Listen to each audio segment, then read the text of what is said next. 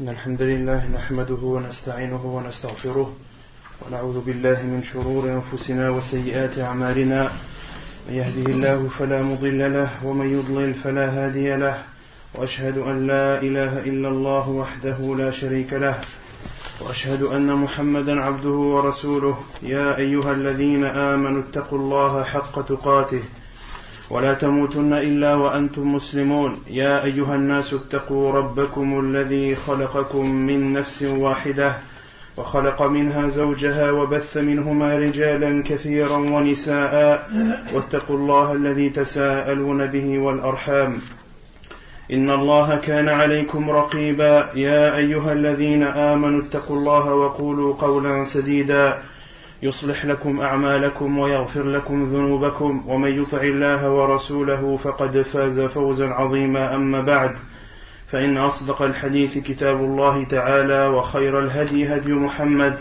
صلى الله عليه وسلم وشر الأمور محدثاتها وكل محدثة بدعة وكل بدعة ضلالة وكل ضلالة في النار أما بعد فقد انتهينا في الأسبوع الماضي عن قراءة شرح حديث جبريل عن قراءة كتاب شرح حديث جبريل في تعليم الدين للعلامة عبد المحسن العباد حفظه الله تعالى ونبدأ اليوم بقراءة كتاب المسمى بالموسوعة الفقهية الميسرة في فقه الكتاب والسنة المطهرة للشيخ حسين العويشة وهو أحد تلامذة الشيخ الألباني رحمه الله تعالى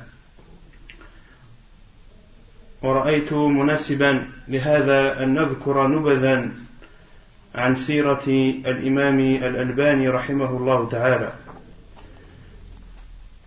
Donc la semaine dernière, alhamdoulilah, on a terminé la lecture du livre de l'explication du hadith de Jibril alayhi salam, l'explication faite par le Cheikh Abdul Muhsin al-Abbad hafidhahullah ta'ala. Et aujourd'hui nous commençons la lecture du livre Al-Mawsu'at al-Fiqhiyyah al-Muyassara fi Fiqh al-Kitab wa al-Sunnah al-Mutahhara. Donc je traduirai par la compilation juridique simplifiée dans la compréhension du Coran et de la Sunna du Cheikh Hussein al-Awaysha, qui est un des élèves de Cheikh al-Albani rahimahullah ta'ala. Et j'ai jugé bon dans ce premier cours de parler un peu de Cheikh al-Albani rahimahullah, de sa vie et de ce qu'il a entrepris durant son existence, car malheureusement on ne connaît pas assez nos savants. On les connaît que de nom. On sait que c'est des savants qui s'appellent Cheikh al-Albani, qui s'appellent Cheikh Ibn Baz, qui s'appelle Cheikh Ibn Uthaymin, qu'Allah leur fasse miséricorde. Mais est-ce qu'on les connaît réellement? Est-ce qu'on connaît réellement leur valeur? Est-ce qu'on sait vraiment ce qu'ils ont apporté à la communauté musulmane, comme bien et comme science? Ça, j'en doute fortement. Et si des personnes le savent, ces personnes sont malheureusement très peu nombreuses. Donc j'ai jugé bon de vous parler un peu de Cheikh al-Albani rahimahullah ta'ala. Cheikh al-Albani, qui est sans aucune contestation le muhaddith de cette époque. Tous les savants l'ont attesté, que ce soit Cheikh Ibn Baz ou bien Cheikh Ibn Uthaymin, Cheikh Muqbil. Tous les savants réputés à notre époque ont attesté que Muhammad Nasiruddin al-Albani est le muhaddith de notre époque. Quant à son nom, il s'appelle Muhammad Nasiruddin, le fils de Nuh Najati. Donc son nom de famille était Najati, rahimahullah ta'ala. Et Al-Albani, c'est une nisbah, car en arabe il y a le nom, il y a aussi ce qu'on appelle Al-Kunya, et il y a Al-Nisbah. Le nom, c'est connu. Al-Kunya, c'est de se faire appeler père d'un tel ou mère d'un tel. De dire par exemple Abu Abdurrahman, le père de Abdurrahman, Abdurrahman, la mère de Abdurrahman. Les compagnons radiallahu anhum s'appelaient de temps en temps par leur kunya. Et le compagnon qui était le plus connu pour sa kunya est Abu Bakr, radiyallahu anhu. Abu Bakr, c'était sa kunya, radiyallahu anhu. Et Al-Albani, c'est une nisbah, c'est-à-dire l'Albanais. Al-nisbah, elle est en rapport avec le pays, l'origine de la personne. Al-Bukhari, son nom c'est Mohammed ibn Ismaïl. Al-Bukhari de Bukhara, qui est une ville en Irak. Donc Al-Albani, ce n'est pas son nom de famille, mais c'est son origine. Il était d'origine albanaise. Et son nom à la base était Nasiruddin, et Cheikh, rahimahullah, a vu dans ce prénom qu'il y avait une éloge. Il a alors rajouté Muhammad avant Nasiruddin. C'est pour ça que vous voyez dans ses livres Muhammad Nasiruddin al-Albani. Et Cheikh était une personne très modeste. Et il a refusé que l'on mette le terme Cheikh avant son nom. Vous verrez dans ses livres, dans tous ses livres, vous ne verrez jamais écrit par, ou l'auteur est Cheikh Muhammad Nasiruddin al-Albani. Non.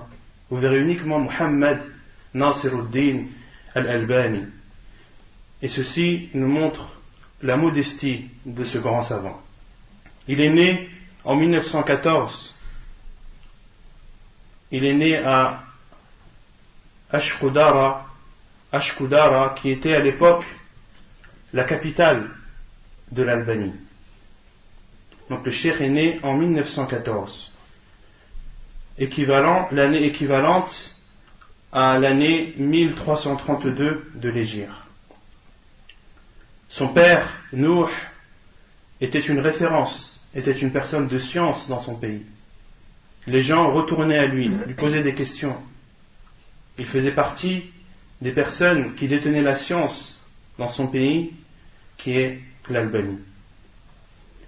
Et son père, après avoir vu l'oppression du roi d'Albanie à l'époque, a décidé de s'exiler, lui et sa famille, pour protéger sa famille de tout mal et surtout pour préserver sa religion et celle de sa famille. Il s'est donc exilé, son père, le père de Cheikh Al-Albani, rahimahullah, s'est exilé avec toute sa famille en Syrie, à Damas.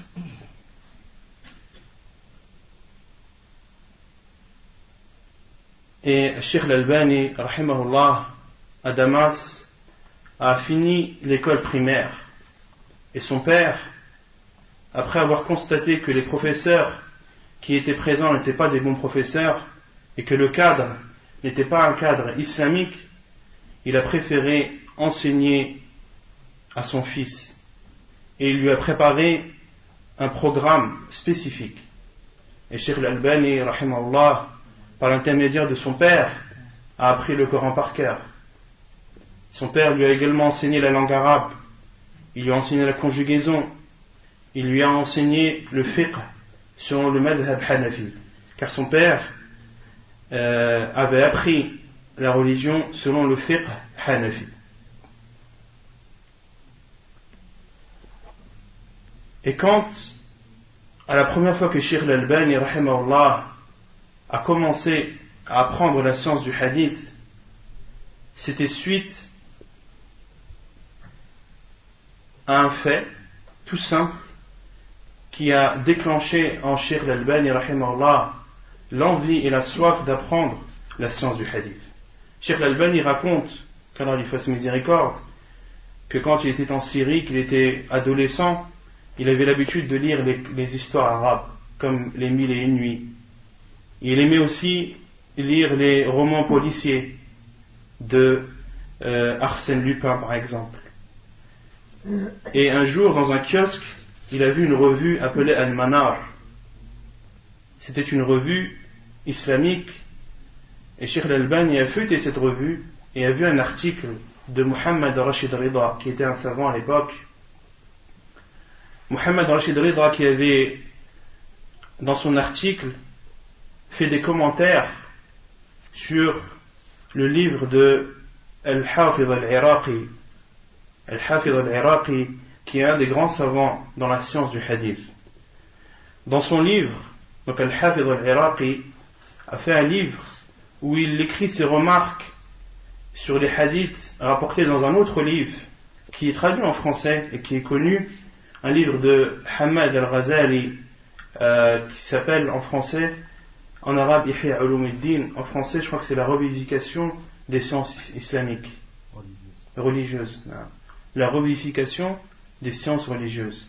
Donc Al-Hafidh al-Iraqi a fait un livre où il met ses commentaires et ses remarques sur ce livre. Et le Cheikh Mohammed Rashid Rida, lui, a utilisé le livre de Al-Hafidh al-Iraqi pour l'étudier et faire aussi des remarques dessus. Et Cheikh Al-Albani, rahimahullah, n'avait pas l'habitude, il n'avait jamais lu ce genre de livre. Un livre qui contredit un autre.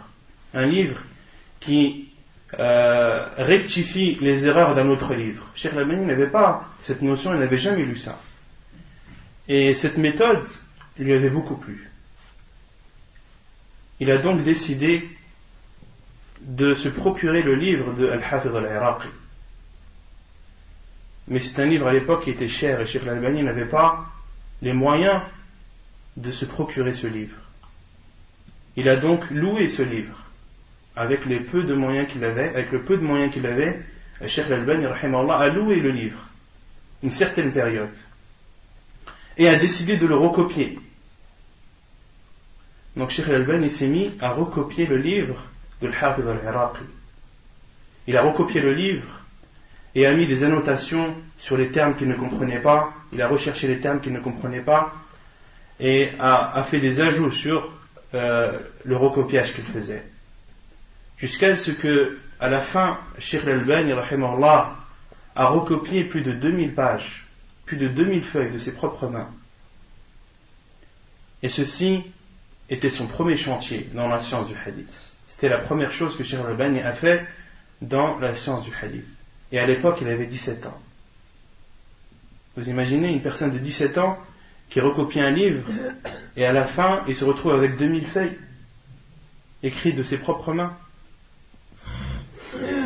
Ceci nous prouve à quel point Cheikh Al-Albani rahimahullah avait la soif d'apprendre. Et petit à petit, donc là c'était le commencement, c'était le déclenchement qui a fait que Cheikh Al-Albani s'est mis à étudier et à apprendre la science du hadith. Et petit à petit, il commençait à se faire connaître à Damas.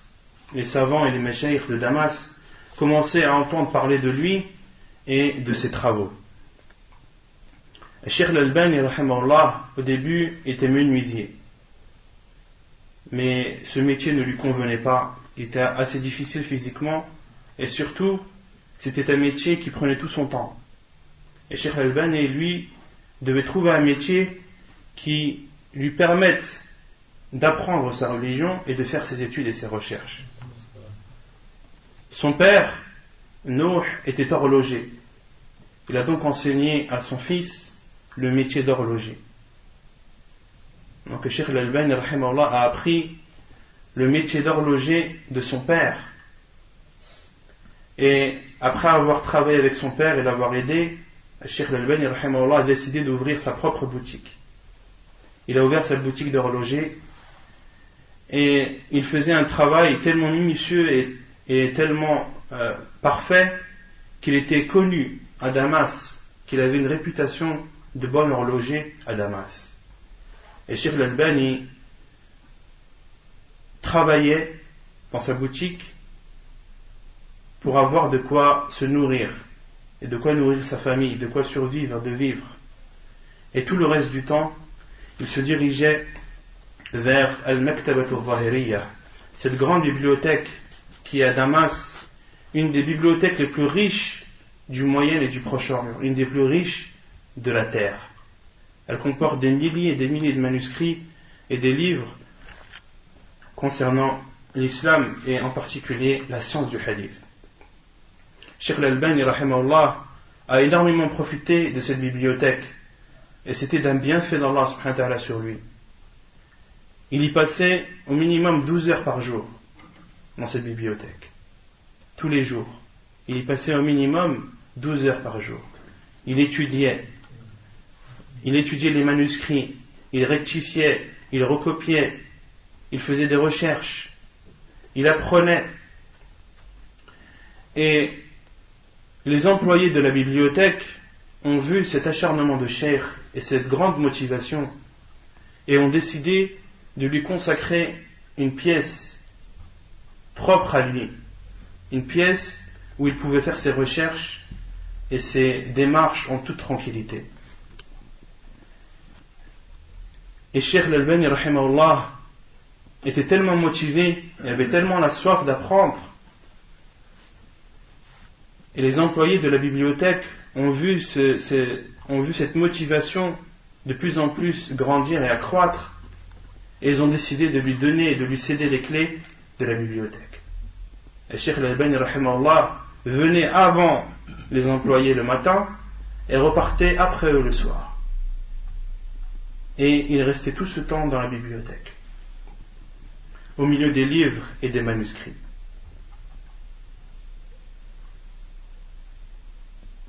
Cheikh Al-Albani disait que tellement il était dans son apprentissage et dans ses recherches qu'il en oubliait de boire et de manger.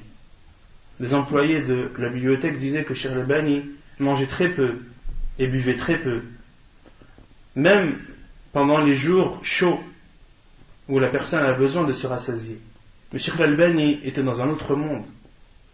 Il ressentait un bonheur et un bien-être dans l'apprentissage de la science du hadith qu'il en oubliait de boire et de manger. Sa famille, lorsqu'il lui apportait le petit déjeuner le matin, il ne le mangeait qu'à l'heure du midi. Et lorsqu'il lui ramenait le déjeuner, il ne le mangeait que le soir, à l'heure du dîner. Il ne pensait pas à manger, rahimahullah. Donc, comme je vous ai dit, il consacrait plus de 12 heures d'apprentissage par jour. Ça, c'était quand il était jeune, entre son apprentissage et son travail. Et vers la fin de sa vie, ses élèves ont dit que Cheikh Al-Albani rahimahullah étudiait 18 heures par jour. Il étudiait 18 heures par jour vers la fin de sa vie. Et le reste, il le partageait entre sommeil, repos et nourriture. Quant à cette da'wa, Cheikh Al-Albani rahimahullah était très motivé dans la propagation de la science et dans l'appel à Allah subhanahu wa ta'ala. Il donnait des cours partout en Syrie. Il donnait des cours à Halab, il donnait des cours à Hama, il donnait des cours à Dhaliqiya, des villes qui sont autant éloignées l'une des autres. Et Cheikh Al-Albani rahimahullah parcourait toute la Syrie et propageait la science qu'Allah subhanahu wa ta'ala lui avait accordé. Il voyageait en bus et il voyageait aussi en mobilette. Cheikh Al-Albani rahimahullah disait qu'il avait une mobilette, et certains des personnes qui assistaient à ses cours et qui habitaient à plus de 45 km de Damas disaient que Cheikh Al-Albani des fois venait en moto. Il parcourait 45 km en moto pour aller donner son cours. Et il raconte aussi dans une de ses cassettes, rahimahullah, une anecdote. Il disait qu'à Damas, personne n'avait vu, ou aucune personne n'avait jamais vu un cheikh en moto. Ça n'existait pas à l'époque. C'était inconcevable et c'était inconnu à l'époque de voir un cheikh conduire une moto. C'était pas connu ça à Damas. Et Cheikh Al-Albani rahimahullah dit qu'il est paru une fois dans une revue, dans la rubrique insolite, dans la rubrique des faits divers. Et le titre c'était un cheikh en turban conduisant une moto. Chose inconnue à l'époque. Et Cheikh rahimahullah avait cité cette anecdote et avait fait rire ses élèves rahimahullah. Il donnait 2 cours par semaine à Damas et il consacrait 1 semaine par mois pour donner ses cours dans les autres villes de la Syrie. Parmi les livres qu'il enseignait, il enseignait Fath al-Majid, il enseignait Ar-Rawda al-Nadiyya de Siddiq Hassan Khan, il enseignait également Al-Ba'ith al-Hadith, qui est un livre dans la science du hadith. Il enseignait aussi Fiqh al-Sunnah de Sayyid Sabiq rahimahullah, Cheikh Al-Albani, rahimahullah, a aussi beaucoup voyagé. Il a fait, entre autres, les pays qu'il a fait, autres que la Syrie. Il a aussi voyagé en Espagne, où il a donné des conférences. Il a voyagé en Allemagne, en Angleterre. Il a voyagé aussi au Maroc. Il a voyagé au Koweït, aux Émirats. Et à chaque fois qu'il passait là-bas, ses conférences, les gens étaient très atteints par les conférences que Cheikh Rahimahullah donnait. Et beaucoup de livres que vous voyez au jour d'aujourd'hui, qui sont traduits en français, de Cheikh Al-Albani, des fois ce ne sont pas des livres, ce sont seulement des conférences. Comme par exemple le livre At-Tawhid Awwalan. Je crois qu'il a été traduit en français celui-ci. C'est pas un livre, c'est une muhadara de Cheikh. C'est une conférence qu'il a fait. Et beaucoup de conférences, notamment qu'il a données en Espagne, en Angleterre, au Koweït, aux Émirats, ces conférences étaient tellement riches qu'à notre époque, il était décidé de les écrire et de les traduire. Tellement elles étaient riches et profitables. Le Cheikh Al-Albani, rahimahullah, a aussi été professeur à l'université de Médine entre les années 61 et 63.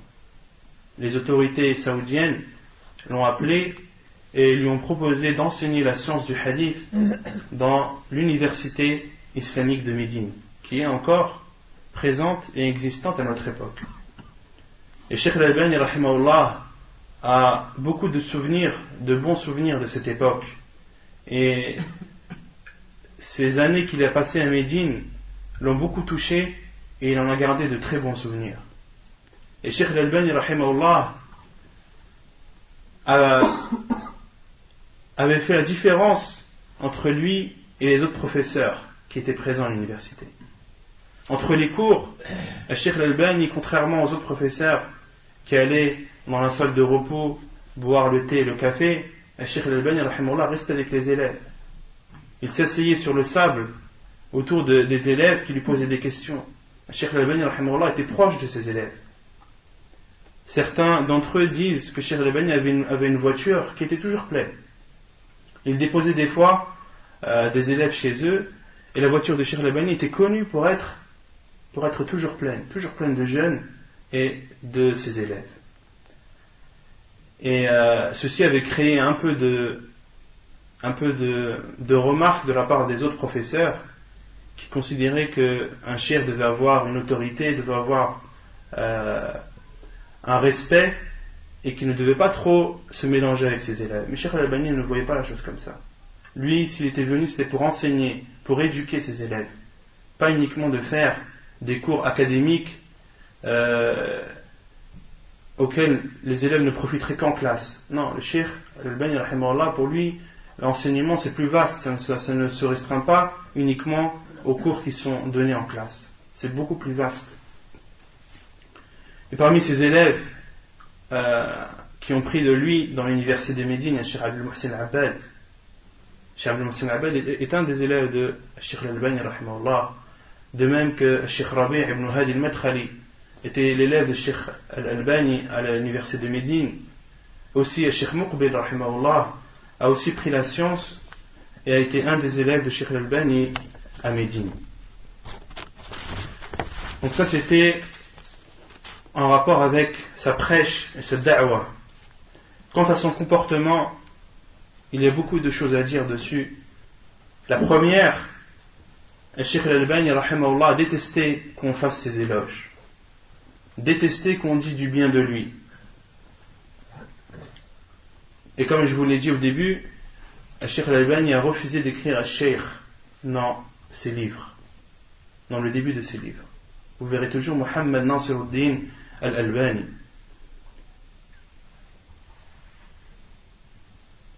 Et il y a une cassette qui est propagée, que beaucoup d'entre vous ont sûrement dû écouter, où lorsque Cheikh rahimahullah a donné une conférence, avant de donner la conférence, une personne l'a présenté et a fait ses éloges. Et Cheikh Al-Albani rahimahullah, lorsqu'il a pris la parole, il a cité la parole d'Abu Bakr radiyallahu anhu lorsque on lui a fait ses éloges. Abu Bakr radiyallahu anhu avait répondu: Allahumma la tu'akhidhni bima yaqulun waghfir li ma la ya'lamun, وَاجْعَلْنِي خَيْرًا مِمَّا يَظُنُّونَ. Oh Allah, ne prends pas en considération ce qu'ils disent. Fais que je sois meilleur que ce qu'ils pensent et pardonne-moi ce qu'ils ne savent pas. Cheikh Al-Albani rahimahullah avait répondu ça à cette personne qui avait fait ses éloges et avait fondu en larmes rahimahullah ta'ala, et a dit ensuite qu'il n'était pas un savant mais qu'il était seulement un talib ilm rahimahullah ta'ala. Parmi ses comportements aussi, le Cheikh rahimahullah avait peur de l'ostentation, avait peur de faire quelque chose par ostentation, pour plaire aux gens uniquement. Et certains de ses élèves ont raconté qu'un homme du Bangladesh était venu voir Cheikh Al-Albani rahimahullah et lui a dit: ô Cheikh, nous sommes plus de 4 millions et nous voulons t'inviter pour que tu nous donnes des conférences et que tu nous enseignes la religion. Et nous avons même vu pour louer un grand stade qui prendrait une grande majorité des personnes. Le Cheikh rahimahullah a refusé avec force. Et l'homme lui a dit: ô Cheikh, ne viens qu'une semaine. Une semaine, ce serait suffisant. Le Cheikh a répondu négativement. Le Cheikh a refusé, et a refusé avec force. L'homme a descendu: ne vient que 3 jours. Le Cheikh a refusé. Ne vient qu'un jour. Le Cheikh a refusé. Ne viens et tu repartiras avec le même avion qui t'a ramené. L'homme lui a proposé à Cheikh Al-Albani rahimahullah de venir et de repartir avec le même avion qui l'a ramené. Le temps de donner une conférence et de repartir. Cheikh Al-Albani rahimahullah a refusé. Il a dit non. Et ses élèves étaient étonnés de la réponse et surtout de la force avec laquelle Cheikh Al-Albani rahimahullah répondait. L'homme à la fin a cédé et il est reparti attristé. Ses élèves ont demandé, les élèves de Cheikh Al-Albani ont demandé: ô Cheikh, pourquoi tu refusais? Il leur a dit: vous n'avez pas vu ce qu'il a dit? Il a dit qu'il y aura 4 millions de personnes. Vous me voyez en face de 4 millions de personnes? Est-ce que vous pensez que je pourrais préserver ma personne de l'ostentation? Non, je ne pourrais pas. C'est pour cela que Cheikh Al-Albani rahimahullah a refusé, de peur pour sa personne et de faire une chose pour autre qu'Allah subhanahu wa ta'ala. Et Cheikh Al-Albani rahimahullah, il répétait souvent une phrase il disait rahimahullah: hubbu al-dhuhur yaqsimu al-dhuhur. Cheikh Al-Albani mettait toujours en garde dans ses cours et dans ses conférences. Il disait: celui qui aime se montrer se verra son dos se casser. Hubbu al-dhuhur, c'est-à-dire celui qui aime se montrer, yaqsimu al-dhuhur. Le fait de se montrer, de vouloir être populaire, ceci casse le dos. C'est-à-dire qu'une personne, plus elle veut être populaire, et plus les gens vont parler en mal sur elle. Et à la fin, ce sera le contraire de ce qu'il attendait. Au contraire, Cheikh Al-Albani rahimahullah conseillait et donnait beaucoup de conseils aux élèves, surtout aux étudiants dans la science du hadith. Il leur disait: lorsque vous écrivez, écrivez d'abord pour vous-même. Lorsque vous écrivez un livre, ne le publiez pas de suite. Attendez des années et des années avant de le publier. Lorsque vous écrivez un livre, gardez-le pour vous. Car avant tout, vous écrivez pour vous, pour votre science, pour accroître votre science, et non pas pour vous montrer et pour être populaire.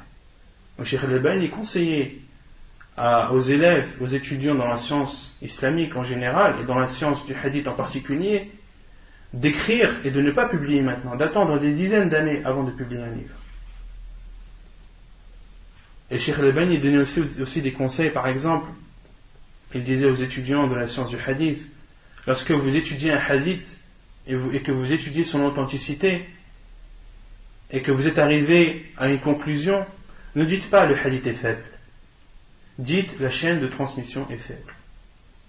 Pourquoi?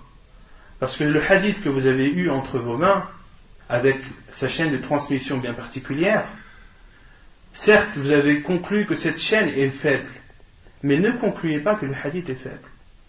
Pourquoi? Parce qu'il peut y avoir d'autres hadiths, d'autres versions, d'autres chaînes de transmission qui viendraient renforcer ce hadith et le rendre Hassan, et de le rendre bon.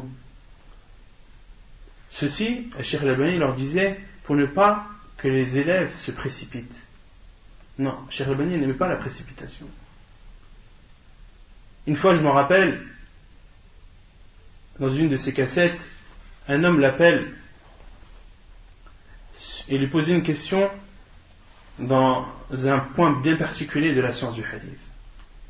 Et Cheikh Al-Albani lui a répondu: ça fait combien de temps que tu étudies la religion? Ça fait combien de temps que tu étudies la science du hadith? Car c'était une question qui était très pointue, et Cheikh Rahimahullah voulait d'abord savoir le niveau de cette personne. Il lui a dit: ça fait combien de temps que tu étudies? 10 ans, 20 ans? L'homme a répondu: non, Cheikh a dit, tu n'as pas posé de questions comme ceci.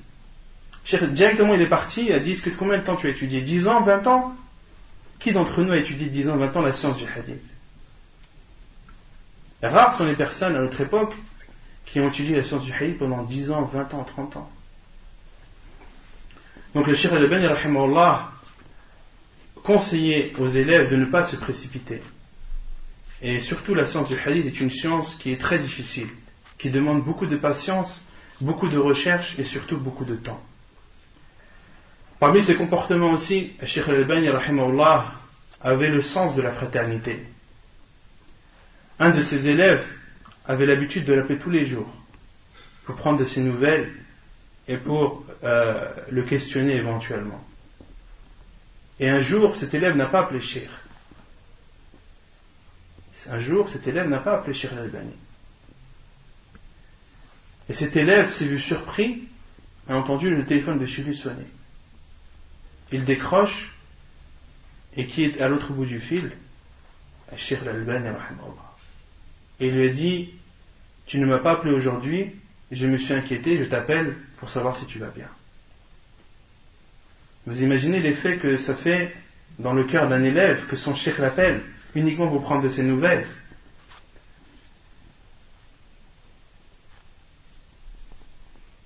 Et également un des commerçants qui était en relation avec Cheikh rahimahullah a été surpris aussi de la venue de Cheikh un jour, qui lui a rendu visite dans sa boutique et lui a offert une grande quantité de livres. Des gestes comme ça qui sont faciles et simples, mais qui laissent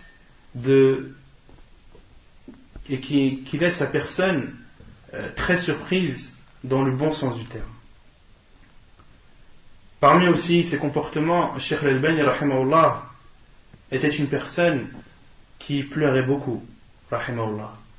Contrairement à la réputation qu'il a d'être dur, de dire la vérité et de ne pas la cacher, mais il se cache derrière cette dureté, entre guillemets,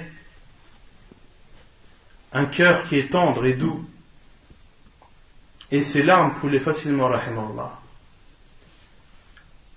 Il a pleuré plusieurs fois dans des cassettes où on l'entend pleurer. Par exemple, lorsqu'un homme lui a raconté un rêve qu'il a fait, il lui a dit: oh cher, j'ai fait un rêve. Une personne est venue me demander si j'avais vu le prophète sallallahu alayhi wa sallam. Et je lui ai répondu: oui, je l'ai vu, il est parti dans cette direction. Et cette personne est partie dans la direction et suivait les pas du prophète sallallahu alayhi wa sallam. Et mettait ses pieds sur la trace des pas du prophète sallallahu alayhi wa sallam. Et Cheikh Al-Albani lui a répondu, il a dit: ceci est certainement une bonne nouvelle pour cette personne. Et ça prouve que cette personne, Inch'Allah, elle suit le prophète sallallahu alayhi wa sallam et est dans le droit chemin. Et ensuite l'homme qui a fait le rêve a dit: oh Cheikh, sais-tu qui est cette personne? Cheikh a dit: non, c'est qui? Il a dit: c'est toi. C'est toi que j'ai vu, qui m'a demandé: est-ce que tu as vu le prophète sallallahu alayhi wa sallam? Et c'est toi qui as suivi les pas du prophète sallallahu alayhi wa sallam et qui a posé tes pas sur les siens. Et Cheikh rahimahullah a fondu en larmes. Parmi aussi les autres rêves, un homme est venu dire à Cheikh Al-Albani rahimahullah: j'ai vu un rêve où j'ai demandé au prophète sallallahu alayhi wa sallam, à notre époque, qui devons-nous questionner sur le hadith, dans la science du hadith, qui devons-nous questionner? Et le prophète sallallahu alayhi wa sallam, dans le rêve, lui a répondu, demande à Muhammad Nasiruddin al-Albani. Et Cheikh al-Albani, rahimahullah, après avoir entendu ces paroles, a fondu en larmes également. Parmi aussi les moments où moi personnellement je l'ai entendu pleurer, lorsqu'il citait un hadith du prophète sallallahu alayhi wa sallam, lorsqu'il parlait de l'importance de la prière, il a cité un hadith du prophète sallallahu alayhi wa sallam, qu'un homme est rentré dans un jardin et il a vu une femme. Et il a dit au prophète sallallahu alayhi wa sallam, j'ai fait avec cette femme tout ce qu'un homme peut faire avec une femme, sauf que je n'ai pas eu de rapport avec elle. Et le prophète sallallahu alayhi wa sallam lui a demandé à ce jeune homme, as-tu prié avec nous? Et là, Cheikh Al-Albani, lorsqu'il cite ce hadith, il pleure à ce moment-là. Il pleure au moment où le prophète sallallahu alayhi wa sallam a dit à ce jeune homme, as-tu prié avec nous? Et le jeune a répondu, oui, j'ai prié avec vous. Et le prophète alayhi wa sallam lui a répondu, innal hasanat yudhibna as-sayyi'at. Les bonnes actions effacent les mauvaises. Le Cheikh Al-Albani rahimahullah avait cité ce hadith pour prouver l'importance de la prière et qu'elle aide la personne à effacer ses péchés et à délaisser les mauvaises actions. Le Cheikh Al-Albani rahimahullah a été touché par ce hadith et a été touché par la gentillesse et la douceur du prophète alayhi salam, et il a fondu en larmes. Un jeune homme qui nous raconte ça, on ne va pas réagir comme le prophète sallallahu alayhi wa sallam. Une personne, un jeune homme qui vient, qui te dit, j'étais dans un jardin, j'ai vu une femme, j'ai fait avec elle tout ce qu'elle m'a fait, sauf avoir des rapports, tu veux dire, c'est pas bien, taqillah, avec force, on lui répondrait. Non, le prophète sallallahu alayhi wa sallam lui a posé une simple question. As-tu prié avec nous? Il a répondu, na'am. Et le prophète alayhi sallam lui a dit, innal hasanat yudhibna as-sayyi'at. De même que Cheikh rahimahullah était une personne qui retournait à la vérité. Lorsque la vérité lui apparaissait, il la suivait et revenait sur ses erreurs. Il y a beaucoup de hadiths où Cheikh Al-Albani rahimahullah est revenu. Il y a même un livre qui a été fait sur les hadiths dans lequel Cheikh Al-Albani est revenu dessus. Et ceci, on n'a peut-être pas on ne voit pas peut-être l'importance et la dureté de ça. Vous imaginez quelqu'un qui a donné un jugement sur un hadith et que ce hadith a fait le tour de la planète. Et revenir dessus, ce n'est pas une chose facile. C'est une chose obligatoire, certes, de revenir à la vérité, c'est obligatoire pour chaque musulman. Mais mettez-vous à sa place. Une personne qui est malade du cœur va se dire, ah non, c'est pas possible, je ne peux pas revenir sur ce hadith, il a fait le tour du monde. Vous imaginez, si jamais les gens ils apprennent que je me suis trompé sur ce hadith, et je vais baisser en estime à leurs yeux. Non, Cheikh Al-Albani n'était pas comme ça. Lorsque la vérité lui apparaissait, il la suivait et revenait sur ses erreurs. Parmi les hadiths où il est revenu, qu'il avait authentifié, le hadith lorsque l'on rentre dans la maison et qu'on dit l'invocation Allahumma inni as'aluka khayra al-mawlaj wa khayra al-makhraj. Ce hadith, Cheikh Al-Albani rahimahullah l'avait authentifié et est revenu sur son authentification. De même que le hadith sur al-adhan, le fait de faire l'appel à la prière sur l'oreille du nouveau-né. Cheikh Al-Albani rahimahullah avait authentifié ce hadith et est revenu sur son authentification et l'a rendu faible. Après que la vérité lui est apparue, bien sûr. De même que Cheikh Al-Albani rahimahullah, parmi ses avis juridiques où il est revenu à la vérité, il avait un avis qu'une femme qui avait ses menstrues, à partir du moment où l'écoulement du sang s'était arrêté, son mari pouvait avoir des rapports avec elle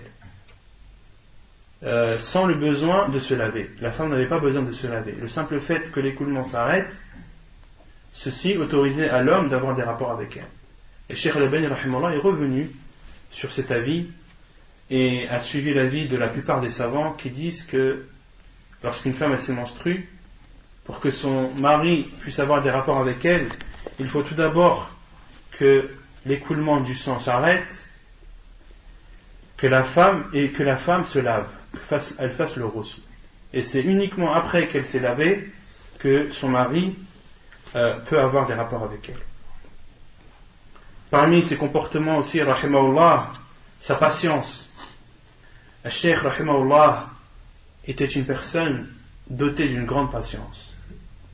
Lorsqu'il était à Damas, il a subi beaucoup de pression de la part des soufis qui étaient à Damas, mais aussi de la part des muta'assibin min al-Hanafiyya, de ceux qui suivaient le madhab Hanafi et qui le suivaient avec abus. Lorsqu'il voyait Cheikh rahimahullah propager la science du hadith, propager le fait qu'un musulman ne doit pas suivre un madhab en particulier, mais qu'il doit suivre la sunna du prophète sallallahu alayhi wa sallam, et que lorsque un hadith du prophète sallallahu alayhi wa sallam parvenait à une personne, il se devait de l'appliquer et de le suivre.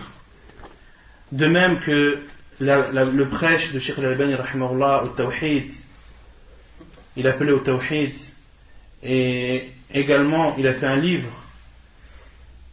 appelé Tahdhir al-Sajid min ittikhadh al-qubur masajid. C'est un livre que Cheikh al-Albani rahimahullah a fait pour prouver l'interdiction de prier dans une mosquée comportant des tombes. Et en Syrie, des mosquées avec des tombes, il y en a plein.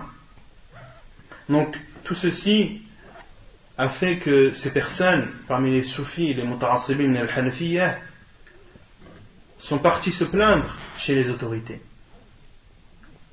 Et on décrit Cheikh al-Albani comme étant un wahhabi, une personne qui ramène une nouvelle religion. Une personne qui ramène une nouvelle religion et qui égare les gens. Et également aussi qui les rend mécréants. Le Cheikh al-Albani rahimahullah, un peu avant les années 67, il fut emprisonné pendant un mois. Et après 67, le Cheikh rahimahullah a été emprisonné une seconde fois. Mais cette fois-ci, c'était pendant 8 mois. Le Cheikh al-Albani rahimahullah, la deuxième fois, a été emprisonné pendant 8 mois. Et ses élèves disent que pendant 8 mois, le Cheikh al-Albani rahimahullah a fini ou a fait le tahqiq de Mukhtasar Sahih Muslim de Al-Mundhiri. Al-Mundhiri a fait le sommaire de Sahih Muslim. Et Cheikh al-Albani rahimahullah, pendant ces 8 mois de détention, il a corrigé et revu ce sommaire. Donc alhamdoulilah, même quand il était emprisonné, qu'il était détenu, il ne se séparait jamais de la science, de ses recherches et de son apprentissage. Et ceci prouve sa patience. Parce qu'une personne qu'on menace de mettre en prison et qui n'est pas patiente, elle va s'arrêter. Cheikh al-Albani, s'il n'était pas patient, il aurait suspendu ses cours. Il aurait arrêté d'appeler à suivre la sunna et d'appeler à la vérité. Non, il a patienté. Et c'est pour cela que les savants disent que la patience, c'est patienter dans les ordres d'Allah en les appliquant, et c'est patienter aussi dans les péchés, dans les interdictions d'Allah en s'en abstenant. Donc là, une personne qui applique les ordres d'Allah, cela demande un effort, donc une patience. De même pour celui qui délaisse les interdictions d'Allah, cela demande un effort, donc de la patience.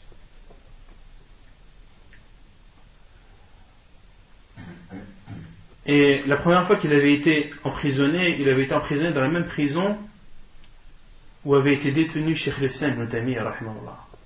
Comme vous savez, Cheikh al-Islam ibn Taymiyyah rahimahullah était emprisonné plusieurs fois et a même passé les derniers jours de sa vie et est mort dans sa cellule.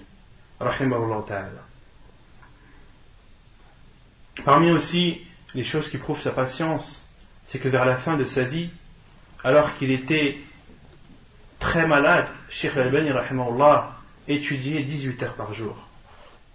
Et lorsqu'il n'avait plus la force de lire, il demandait à ses enfants et à ses petits-enfants de lui lire les livres et de lui apporter les livres dont il avait besoin. Parmi aussi les choses qui montrent sa patience, Cheikh Al-Albani rahimahullah dormait que 4 heures par jour. Et lorsqu'il dormait beaucoup, il dormait 6 heures. Et certains de ses enfants rapportent que Cheikh Al-Albani rahimahullah, lorsqu'il dormait, il lui arrivait souvent de parler pendant ses rêves, de parler pendant son sommeil. Un de ses enfants, Abdurrahman, raconte qu'il avait vu Cheikh rahimahullah en train de dormir. Il faisait un signe de sa main, comme s'il écrivait. Et il avait dit, apportez-moi Sunan Abi Daoud et le problème sera résolu. Et dans son rêve, Cheikh rahimahullah parlait, il était dans ses recherches et il faisait un signe de la main comme s'il écrivait. Rahimahullah ta'ala. Donc même dans ses rêves, tellement Cheikh rahimahullah était motivé et donnait de l'importance à la science et à la recherche, que ses rêves c'était ça. Ses rêves c'était la recherche, les tahqiqat, les ta'liqat. Rahimahullah ta'ala. Et ceci était très récurrent chez Cheikh. Dans son sommeil, il parlait souvent, il disait des phrases en rapport avec les livres du hadith, avec la sunna du prophète sallallahu alayhi wa sallam. Parmi aussi les choses qui montrent sa patience, vers la fin de sa vie, les médecins lui ont fortement conseillé d'arrêter les recherches, d'arrêter ses recherches, son apprentissage, ses corrections, etc. Mais Cheikh rahimahullah ne pouvait pas, c'était plus fort que lui. Il était obligé de continuer à apprendre, à lire et à faire ses recherches. Et il y a un hadith rapporté justement dans Sahih al-Jami' de Cheikh Al-Albani, un hadith du prophète sallallahu alayhi wa sallam qui dit Ithnani la yashba'an, talibu ilmin wa talibu dunya. 2 personnes ne sont jamais rassasiées. La première, c'est l'étudiant en sciences, et la deuxième, c'est celui qui demande la dunya, celui qui est toujours après la dunya. C'est pour ça, dans un autre hadith, le professeur Sam dit, si le fils d'Adam avait un fleuve d'or, il en voudrait un deuxième. Ceci pour montrer qu'une personne qui est toujours derrière la dunya ne sera jamais satisfait de ce qu'elle a. Celui qui veut avoir 1 million d'euros, lorsqu'il les aura, il en voudra 2. Et celui qui en a 2, il en voudra 3. Ainsi de suite. Celui qui demande la dunya, il n'est jamais rassasié. Et de même pour le talib al-ilm, celui qui apprend la science, et en particulier la science religieuse, il n'est jamais rassasié. Il a toujours envie d'apprendre. Pourquoi ? Parce qu'en apprenant, il ressent un bien-être, il ressent un bien. Parmi aussi les choses qui montrent la patience de Cheikh Al-Albani rahimahullah, à une époque il se plaignait de douleurs qu'il avait à sa poitrine et au ventre également. Et Cheikh rahimahullah lisait beaucoup les livres qu'il avait autour de lui, et il avait lu un livre fait par un médecin qui avait fait des expériences sur la guérison par la faim, de guérir une personne par la faim, en ayant faim, d'utiliser la faim comme un moyen de guérison. Et l'expérience que ce médecin avait fait, c'est qu'il a proposé à ses patients de jeûner 40 jours, en s'abstenant de nourriture et en se contentant uniquement de boire de l'eau pure, avec aucun mélange à l'intérieur. Et Cheikh Al-Albani rahimahullah avait lu ce livre, avait lu les expériences que beaucoup de personnes l'avaient fait, et à la fin le résultat s'était révélé positif. Les personnes ne se plaignaient plus des maladies qu'elles avaient. Et Cheikh Al-Albani rahimahullah était convaincu de ce moyen. Et il a alors décidé de jeûner 40 jours. De jeûner 40 jours en ne buvant que de l'eau. Et durant son jeûne, il a rencontré beaucoup de personnes, notamment des étudiants en médecine, qui lui ont dit non, cher, il ne faut pas jeûner 40 jours qu'avec de l'eau. On a appris, nous, qu'une personne ne peut pas vivre plus de 30 jours avec de l'eau. Ce sont nos professeurs qui nous ont appris ça. Mais Cheikh Al-Albani rahimahullah ne faisait pas attention à leurs paroles. Beaucoup de personnes venaient pour essayer de le dissuader de cela, mais Cheikh rahimahullah continuait. Et il ne sentait pas, durant son jeûne, de fatigue particulière, ni de mal-être. Et il était persuadé de la méthode et il continuait.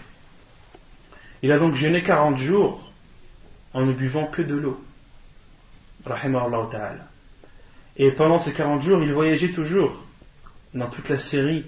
Il donnait ses cours, etc. Et il raconte aussi une anecdote lorsqu'il voyageait, alors qu'il jeûnait, à l'époque où il jeûnait. Et justement, il avait fait un ta'liq, une petite remarque en disant que ça ne rentre pas dans le cadre du fait de jeûner tout le temps. Pourquoi ? Parce qu'il pouvait boire à n'importe quel moment.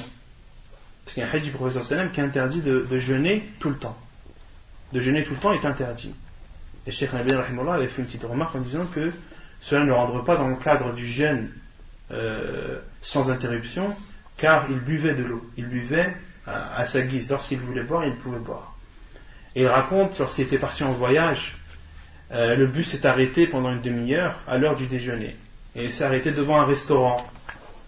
Un restaurant où il y avait beaucoup de viande qui était cuite, il y avait de la fumée. Et Cheikh Rahimahullah a dit que c'était la demi-heure la plus difficile, une des demi-heures les plus difficiles de sa vie. Où il était en train de se forcer à ne pas céder à la tentation de cette fumée, de cette odeur plutôt de méchoui, etc. Et lorsque le cas est reparti, Cheikh était fier de son exploit. Et il dit aussi, lorsqu'il raconte cette anecdote, il dit que très peu de gens ont réussi à faire ce jeûne de 40 jours en une seule fois. Beaucoup ont arrêté au bout de 6 jours, 10 jours, 20 jours. Mais rares sont les personnes qui sont parties jusqu'au bout et ne se sont contentées que de boire de l'eau pendant 40 jours. De même, parmi les comportements de Cheikh rahimahullah, l'importance qui est donnée au temps. Il donnait beaucoup d'importance au temps. Lorsqu'il était invité ou lorsque des personnes venaient, le Cheikh avait l'habitude de donner une limite. Si un élève venait lui poser une question ou avait plusieurs choses à lui dire, Cheikh dit: j'ai 10 minutes avec toi. Avec l'autre, tu peux venir une demi-heure. Je suis à ta disposition. Afwan. Je suis à ta disposition pendant une demi-heure. Cheikh donnait beaucoup de temps comme ça. Pourquoi ? Pour préserver son temps et l'utiliser au mieux dans ses recherches et ses études. Et beaucoup de fois, il a refusé des invitations de conférences dans des pays, etc. Pourquoi ? Parce qu'il était trop pris dans ses recherches et dans ses études. De même qu'une fois, comme Cheikh Ali Hassan Hafidahullah le raconte, il dit une fois, Cheikh Al-Albani nous a dit de lui appeler un menuisier. Il leur a dit: amenez-moi un menuisier. Et les élèves se sont regardés entre eux et ils ne comprenaient pas pourquoi Cheikh Rahimahullah avait besoin d'un menuisier. Ils ne voyaient pas de besoin apparent. Et lorsque le menuisier est arrivé, Cheikh Al-Albani Rahimahullah lui a dit de modifier la façon d'ouvrir la porte. La porte qu'il avait de chez lui, elle s'ouvrait vers l'intérieur. Et Cheikh Rahimahullah voulait qu'elle s'ouvre de l'extérieur. Et ses élèves lui ont demandé: oh Cheikh, mais pourquoi ? C'est pareil, que la porte elle s'ouvre de l'intérieur ou de l'extérieur, c'est pareil. Et Cheikh Rahimahullah a répondu: non, ce n'est pas pareil. Parce que lorsque la porte elle s'ouvre de l'intérieur, je suis obligé de faire un pas pour reculer et de refaire un pas pour avancer. Et comme je sors au moins 5 fois dans la journée, ça fait 10 pas par jour. Et dans le mois, ça fait 300 pas. Et dans l'année, ça fait 1600 pas. Vous imaginez 1600 pas ? Le temps que je perds. Rahimahullah ta'ala. À quel point il donnait de l'importance au temps. Aussi, Cheikh Rahimahullah était connu pour ses rendez-vous. Et lorsqu'il disait 1 heure, il s'y tenait. Et il prenait très mal les retards, ne serait-ce que des retards de 5 minutes. Le Cheikh Al-Albani rahimahullah, lorsqu'on prenait un rendez-vous avec lui et qu'on venait en retard, il les prenait très mal. Et lorsque lui donnait un rendez-vous, il était à l'heure. Il était toujours à l'heure. Et les savants rahimahullah étaient connus pour ça, pour respecter les rendez-vous à l'heure. Le Cheikh Ibn Baz rahimahullah était connu pour ça. Lorsqu'il était pendant 10 ans, il était juge à la Mecque. Le Cheikh était juge, donc il était employé. C'était un employé. Il était payé d'1 heure à 1 heure. Il était payé, si mes souvenirs sont bons, c'était de 8 heures du matin jusqu'à 15 heures. Et les employés ont attesté que Cheikh Rahimahullah, Cheikh Ibn Baz, jamais il n'est venu après 8 heures et jamais il n'est parti avant 15 heures. Pendant 10 ans, pendant 10 années, les employés n'ont pas le souvenir d'avoir vu Cheikh, rahimahullah, Cheikh Ibn Baz, venir après 8 heures et partir avant 15 heures. Pourquoi? Parce qu'il y a simplement donné l'importance au temps et au rendez-vous, et à la parole. Lorsqu'on donne un rendez-vous, on se doit de s'y tenir. Aussi, Cheikh rahimahullah était connu pour sa générosité. Il donnait beaucoup, il aidait beaucoup les pauvres. Il aidait beaucoup aussi les personnes qui étaient endettées. Certains ont dit que Cheikh rahimahullah, une femme qui avait perdu son mari, et son mari avait laissé une somme énorme de dettes. Et Cheikh rahimahullah a pris la responsabilité de rembourser cette dette. Et tellement la somme était importante, certains disent que Cheikh rahimahullah est décédé et il n'a pas pu finir. Il n'a pas pu finir de rembourser cette dette, tellement elle était importante. Et Cheikh rahimahullah était aussi connu pour ses discussions, pour ses niqashat qu'il avait avec ses élèves ou avec les personnes égarées. Cheikh rahimahullah avait une méthode très bénéfique, et c'est pour cela que je vous conseille beaucoup et fortement d'écouter les cassettes de Cheikh Al-Albani. Celui qui écoute les cassettes de Cheikh Al-Albani, et notamment les cassettes où Cheikh fait un dialogue, avec un dialogue scientifique bien sûr, avec ses élèves ou avec des personnes égarées, vous apprendrez beaucoup sur la façon de parler avec les gens. Cheikh rahimahullah était très méthodique. Lorsqu'il parlait, tout d'abord, lorsqu'il voulait discuter d'un sujet, la première chose qu'il faisait, c'était d'établir le point de désaccord. Tu veux qu'on parle? Il n'y a pas de problème. Sur quoi on n'est pas d'accord? Il faut d'abord préciser le point de désaccord. Parce que beaucoup parlent, alors qu'en fin de compte, ils ne sont pas en désaccord. Et ils vont parler pendant 2 heures, non, si, et à la fin, les deux, ils pensaient la même chose. Le Cheikh Al-Albani, rahimahullah, non. Lorsqu'il discutait, il faut d'abord préciser le point de désaccord. Telle chose, est-ce qu'elle est autorisée ou interdite? Ensuite, il fallait donner un avis général sur le point. Par exemple, je sais pas, le fait pour un homme de laisser ses vêtements dépasser la cheville. Cheikh Al-Albani, lorsqu'il parlait, par exemple, sur ce sujet-là, il va d'abord dire, d'accord, on n'est pas d'accord sur le fait de laisser son vêtement dépasser en dessous de la cheville pour un homme. Moi, je dis que c'est interdit. Toi, tu dis que c'est autorisé. Ça, c'est une réponse générale. Et ensuite, chacun argumente. Ensuite, Cheikh Al-Albani donne son argumentation, ou l'autre personne donne son argumentation. Et c'est ainsi, et à la fin des 2 argumentations, la vérité apparaît. Et aussi, parmi les bienfaits de citer le point de désaccord et de donner une réponse brève au début, c'est pour éviter les retournements de situation. Une personne au début qui ne va pas dire son point de vue, à la fin elle va voir qu'il a tort, elle va dire ouais mais c'est pas ça que je voulais dire. Moi je voulais dire ça, mais je suis d'accord en fait de compte avec toi. Cheikh Al-Albani, ça ne marchait pas avec lui ça.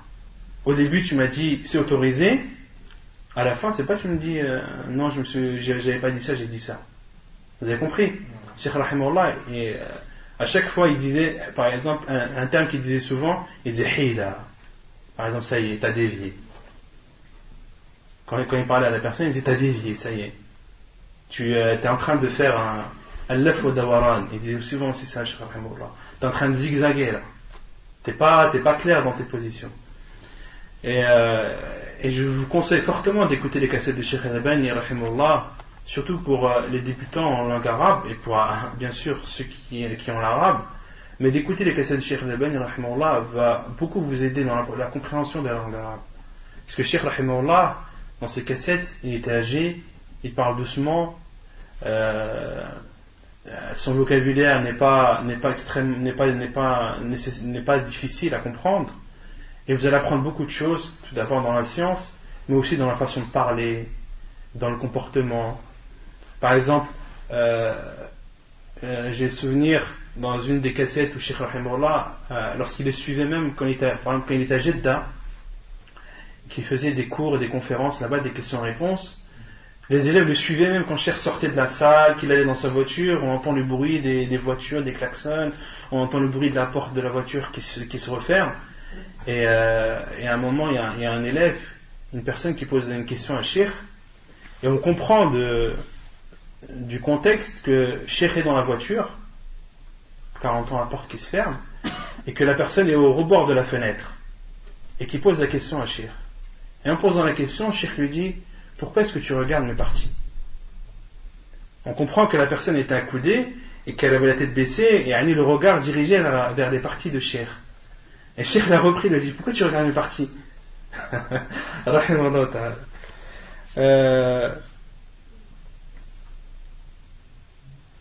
Parmi les discussions qu'il a eues, il a eu une discussion avec des Mu'tazili, il a eu des discussions avec des Takfiri. Il y a des Takfiri qui sont venus le voir et lui ont dit: tu es une personne d'innovation. Oh cher, tu es une personne d'innovation, car tu as cité, car tu divises la mécréance en deux. Et ça, il n'y a pas que Cheikh Al-Albani qui divise la mécréance en deux. Tous les savants divisent la mécréance en deux. Il y a une grande mécréance et une petite mécréance. Et ces deux takfiris sont venus et ont dit à Cheikh: tu es un innovateur, car tu dis que la mécréance se divise en deux. Et Allah subhanahu wa ta'ala dit: وَمَنْ لَمْ يَحْكُمْ بِمَا أَنزَلَ اللَّهُ فَأُولَئِكَ هُمُ الْكَافِرُونَ فَأُولَئِكَ هُمُ الظَّالِمُونَ فَأُولَئِكَ هُمُ الْفَاسِقُونَ. Et la mécréance, elle est une, c'est une grande mécréance. L'oppression est une, elle est unique, c'est une grande oppression. Et la perversité, elle est unique, c'est une grande perversité. C'est-à-dire que les trois sortent de l'islam.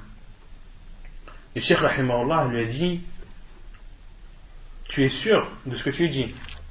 Il a dit: ouais, je suis sûr. La mécréance, elle est une, c'est la grande mécréance. L'oppression, elle signifie qu'une seule chose, c'est la grande oppression qui sort de l'islam.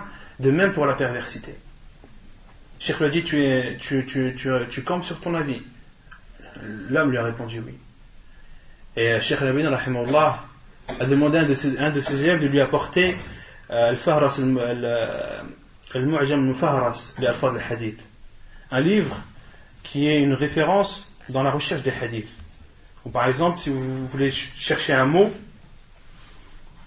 présent dans un hadith, vous prenez le Mu'jam Al-Mufahras, vous cherchez par exemple le mot Dhulm, et dans ce livre vous allez voir tous les hadiths où le mot Dhulm est cité, avec les références. C'est un livre qui est beaucoup utilisé par les savants. Et Cheikh Rahimahullah a dit à un de ses élèves d'apporter le Mu'jam Al-Mufahras. Et il a vu dans Kalimat Dhulm l'invocation du prophète sallallahu alayhi wa sallam dans un hadith: Allahumma inni zalamtu nafsi dhulman kathira, où le prophète sallallahu alayhi wa sallam dit: oh Allah, j'ai oppressé ma personne d'une grande oppression. Et Cheikh Al-Albani lui dit: donc on comprend de ta façon de comprendre, de ce que tu as dit, que le prophète sallallahu alayhi wa sallam a dit: oh Allah, j'ai mécru d'une grande mécréance. Et un des deux takfiri est revenu à la vérité lorsqu'il a vu ce hadith, et que le dhulm dans ce hadith, il ne voulait dire que le petit dhulm. On ne peut pas dire que le prophète sallallahu alayhi wa sallam il est mécréant.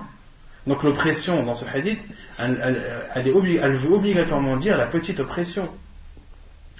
Et un des deux est revenu et l'autre a persisté dans son égarement. Et Cheikh Al-Albani a dit: Hada la khayra fi. Celui-ci, il n'y a pas de bien en lui. Et quelques années plus tard, cet homme a totalement délaissé la religion. Un autre aussi, qui était connu pour faire apparaître les esprits, pour faire venir les esprits. Et ça, à un moment, c'était répandu ici en France, de faire venir les esprits. Et Cheikh Al-Albani rahimahullah est parti le voir. Il lui a dit: c'est toi qui fais venir les esprits? Il lui a dit: oui, c'est moi qui fais venir les esprits. Cheikh Al-Albani rahimahullah a dit: j'ai plein de questions, je les écris sur une feuille, et je voudrais que tu me fasses que tu fasses venir l'esprit de Al-Bukhari rahimahullah, parce que j'ai plein de questions à lui poser. Cheikh Al-Albani rahimahullah a dit: j'ai plein de questions à poser à Al-Bukhari, j'aimerais que tu fasses venir son esprit. J'ai plein de questions, je les ai préparées, tout ça. Et l'homme lui a répondu: non, aujourd'hui ça va pas être possible parce que le quota des présences de djinns aujourd'hui il a été dépassé, et il faut que tu repasses lundi, Inch'Allah. Cheikh lui dit, il n'y a pas de problème, je repasse lundi. Et lundi, c'est pas seulement l'homme n'était pas là, mais son cabinet, il a déménagé. Le cabinet de cette personne, il a déménagé, il a pris toutes ses affaires, il est parti dans un autre endroit. Rahimahullah ta'ala. Et parmi les choses qui sont dites sur Cheikh Al-Albani rahimahullah, beaucoup de personnes disent que c'est un muhaddith, mais c'est pas un faqih. Ils disent que lui, il n'est spécialisé uniquement que dans la science du hadith, proprement. Il n'est pas spécialisé dans la jurisprudence. Et ceci est faux. Parce que la plupart des livres de Cheikh Al-Albani rahimahullah sont des livres sur le fiqh. Adab al-Zifaf, le livre sur le mariage, ce n'est pas du fiqh. Sifat salat al-Nabi sallallahu alayhi wa sallam, ce n'est pas du fiqh. La description de la prière du prophète sallallahu alayhi wa sallam, ce n'est pas du fiqh. C'est même un des meilleurs livres dans son domaine. Sifat salat al-Nabi, lorsque tu parles de la prière, un des meilleurs livres que tu cites en premier, c'est Sifat salat al-Nabi de Cheikh Al-Albani. Manasik al-Hajj wal-Umrah, les rites de l'Hajj et de la Umrah, c'est un des meilleurs livres dans son domaine. As-Silsila as-Sahiha, As-Silsila ad-Da'ifa, tous ces livres que Cheikh Al-Albani rahimahullah a fait, elles prouvent d'une part sa grande science dans ilm al-hadith, mais aussi sa grande compréhension de la religion et de la jurisprudence en particulier. Et un de ses élèves a dit, pour répondre à cette parole qui est dite de Cheikh Al-Albani, comme quoi il est muhaddith mais il n'est pas faqih. Et en général, ceux qui disent ça, ils disent c'est comme un pharmacien et un médecin. Le pharmacien c'est le muhaddith et le médecin c'est le faqih. Et le pharmacien n'est pas médecin. Et le médecin n'est pas pharmacien. Et ceci est faux. Ce qui prouve que ceci est faux, c'est que Cheikh Al-Albani rahimahullah, ces cassettes qui sont enregistrées, je parle, les cassettes enregistrées, elles s'élèvent à plus de 5000 cassettes. Elles s'élèvent à plus de 5000 cassettes. Et un de ses élèves a dit plus de 5000 cassettes dont les 2/3 sont sur la jurisprudence. Les 2/3 de ces 5000 assises, dont au minimum 1 heure, ces 5000 cassettes, ou ces 5000 assises, les 2/3 ne comportaient que de la jurisprudence. Et l'élève a dit, est-ce qu'un autre qu'un faqih peut faire ça? Est-ce qu'un savant qui n'est pas faqih, qui n'a pas la compréhension de la religion, qui n'a pas la science de la jurisprudence, peut parler les 2/3 du temps de fiqh? Impossible. Celui qui peut parler 2/3, celui qui a fait 5000 assises, et les 2/3 de ces 5000 assises, c'était la jurisprudence, il n'y a qu'un faqih qui est capable de cela. Et les savants ont tous attesté de la science de Cheikh Al-Albani rahimahullah, tant dans la science du hadith et dans la jurisprudence. Et Cheikh rahimahullah est décédé le 2 octobre 1999. Il est décédé la même année que Cheikh Ibn Baz rahimahullah. Il est décédé à l'âge de 85 ans.